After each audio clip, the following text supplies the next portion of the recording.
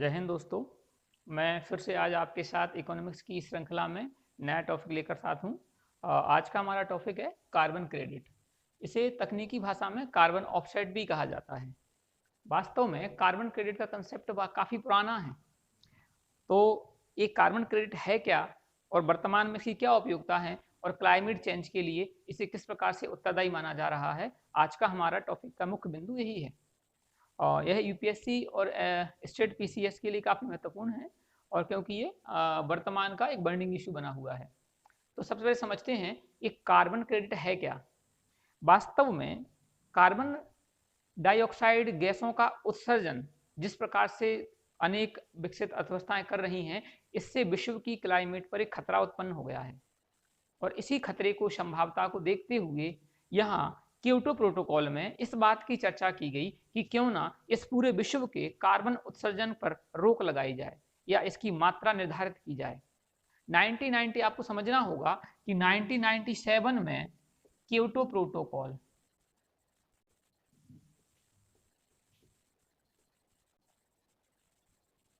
1997 में Kyoto protocol में सर्वप्रथम कार्बन उत्सर्जन की बात की गई। हालांकि ये स्पष्ट रूप से नहीं किया गया, बल्कि इसमें मुख्य रूप से ग्रीन हाउस गैसों की बात की गई, जिसमें कार्बन डाइऑक्साइड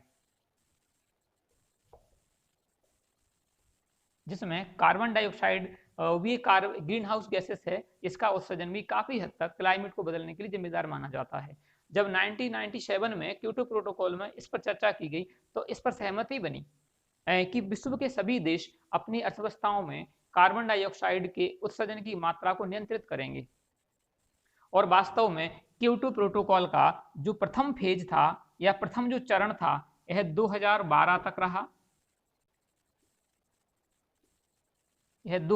तक रहा। परंतु अपनी अर्थव्यवस्था में ज्यादा मात्रा में CO2 उत्सर्जन करने वाली अर्थव्यवस्थाएं या जो देश थे, तो उन्हें इस बात पर आपत्ति थी और इसी आपत्ति को लेकर के 2001 में यूएस वास्तव में क्योटो प्रोटोकॉल से ड्रॉप आउट कर गया। अमेरिका ड्रॉप आउट कर गया।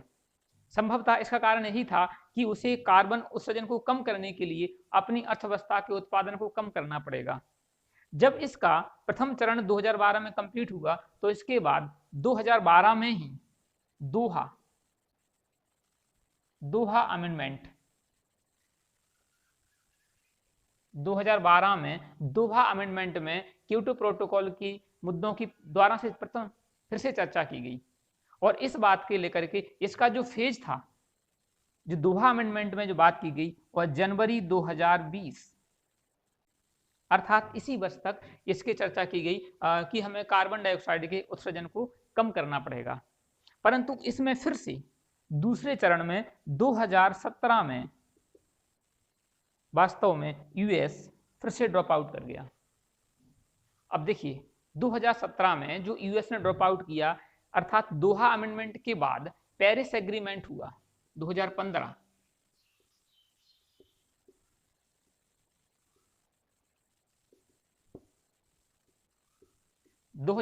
में पेरिस एग्रीमेंट हुआ और इसमें भी वास्तव में क्योटो प्रोटोकॉल की ही बिंदुओं को प्रमुखता से दोहराया गया।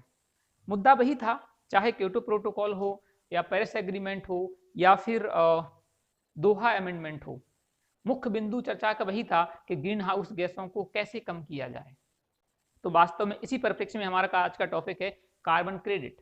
ये वास्तव में एक क्लाइमेट से संबंधित एक महत्वपूर्ण बर्निंग इशू है जो वर्तमान में एक जलवायु को प्रभावित करेगा।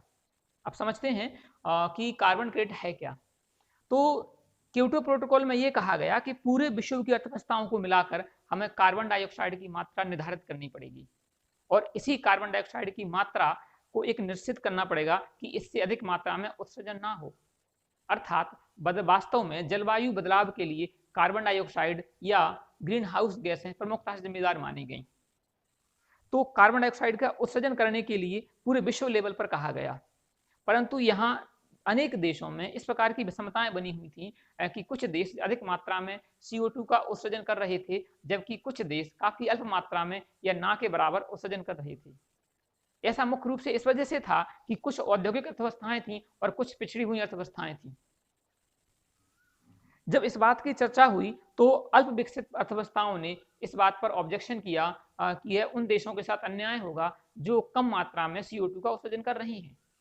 इसी परिप्रेक्ष्य में वास्तव में 2015 में पुनः इस बात की चर्चा हुई और पेरिस एग्रीमेंट में ये कहा गया कि कार्बन उत्सर्जन की मात्रा को कम करने के लिए या उन देशों को जो कम मात्रा में उत्सर्जन कर रहे हैं उन्हें इसकी भरपाई के लिए मुआवजा देना होगा। और इसी परिप्रेक्ष्य में एक नई अवधारणा का जन्म हुआ, वह अवधारणा थी कार्बन क्रेडिट। तो इसे समझते हैं कार्बन क्रेडिट को। कार्बन क्रेडिट वास्तव में प्रकृति से 1 टन CO2 को कम करने का एक प्रयास है। अर्थात एक कार्बन क्रेडिट एक यूनिट है, एक फाइनेंशियल यूनिट। तो वास्तव में एक कार्बन क्रेडिट एक वित्तीय इकाई है।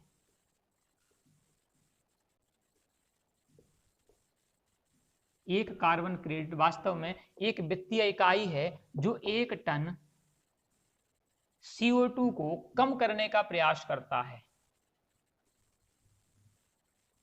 अर्थात इसका अर्थ यह है, यदि कोई देश अधिक मात्रा में CO2 का उत्सर्जन कर रहा है तो वह एक कार्बन क्रेडिट खरीद सकता है।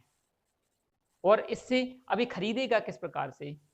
तो इसका अर्थ यह है, एक कार्बन क्रेडिट खरीदने के बाद इसे GHG green house emission reduction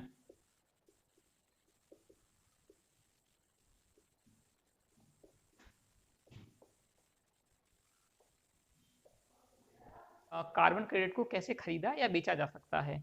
एक देश या कंपनी को कार्बन क्रेडिट खरीदने के लिए वास्तव में GHG एमिशन रिडक्शन प्रोजेक्ट में निवेश करना पड़ता है। इसका अर्थ ये है, green house gases emission reduction project में उतना निवेश करना पड़ेगा जितना वास्तव में प्रकृति से 1 टन CO2 को कम किया जा सके।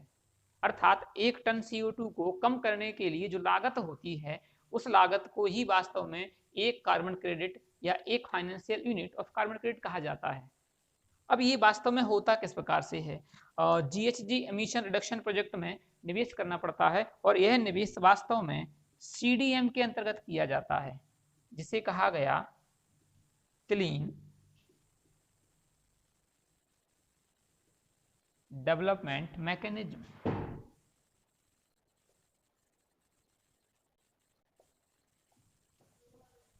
वास्तव में CDM के अंतर्गत इसे निवेश करना पड़ता है और इसे निवेश करने के बाद इसे CER दिया जाता है।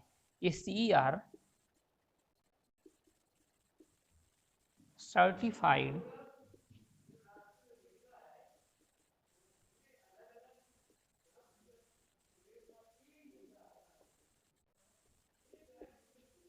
वास्तव में एक CER एक कार्बन क्रेडिट को दिखाता है। एक देश को कार्बन क्रेडिट खरीदने के लिए GHG एमिशन रिडक्शन प्रोजेक्ट में निवेश करना पड़ता है। यह निवेश वास्तव में CDM के अंतर्गत किया जाता है और निवेश करने के द्वारा एक CER इसे प्रदान किया जाता है और उसी को एक कार्बन क्रेडिट कहा जाता है। एक कार्बन क्रेडिट वास्तव में प्रकृति से 1 टन CO2 को कम करने के लिए एक प्रयास, एक सूक्ष्म एक वित्तीय इकाई होती है। यदि आप इसको ऐसे समझिए, एक कार्बन क्रेडिट या एक कार्बन क्रेडिट में कितनी मात्रा में हम CO2 उत्सर्जन कर सकते हैं, तो इसका अर्थ है 1 टन। अब 1 टन CO2 को आप समझ सकते हैं कि 1 टन हाइड्रोकार्बन फ्यूल, अर्थात यदि ये कार को हम 2400 मील तक चलाएं, 2400 मील तक चलाएं, तो वह वास्तव में 1 टन CO2 का उत्सर्जन करेगी और वास्तव में यही एक कार्बन क्रेडिट है।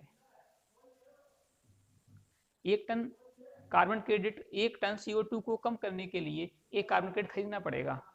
इसको आप इस तरह से भी समझिए कि वास्तव में इसका व्यापार होता है एक देश से दूसरे देश तक, एक कंपनी से दूसरी कंपनी तक। भारत में MCX मल्टी कमोडिटी एक्सचेंज